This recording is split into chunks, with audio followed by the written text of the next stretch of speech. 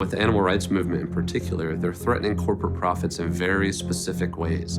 The animal activists, they're demanding more widespread reform. They're doing it through ballot initiatives, through legislation, and through sometimes illegal underground activity. Every aspect of it is a threat to money, and I think corporations realize that. We were winning against extremely powerful corporations. I think there's a real understanding that, you push the envelope too far, you become a little too effective. Naturally, those people in power are going to start pushing down on you. That pushing became official when the FBI reassured Congress and businesses at the hearing that they had the activists in their sights.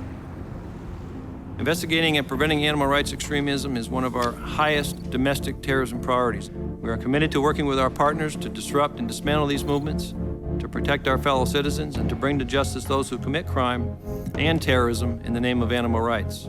Gyllenhaal, Stepanian, and others involved in the movement were caught in the crosshairs as the government's intense focus on animal rights activists labeled their civil disobedience a form of terrorism.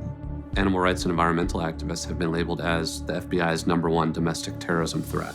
There's some common misperceptions in the public and media about what terrorism is, and it has nothing to do with a body count or whether you injured or killed someone. It's a violent act for a social political objective that instills fear in a population or attempts to influence government policy.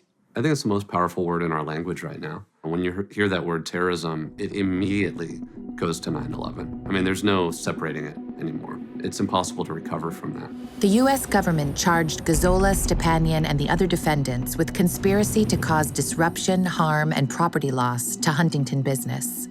This charge fell under the Animal Enterprise Terrorism Statute. And their business, quite frankly, is thuggery and intimidation. Gyllenhaal and Stepanian faced years in prison. I am not completely innocent of any infractions of the law, but one thing I certainly wasn't was a terrorist.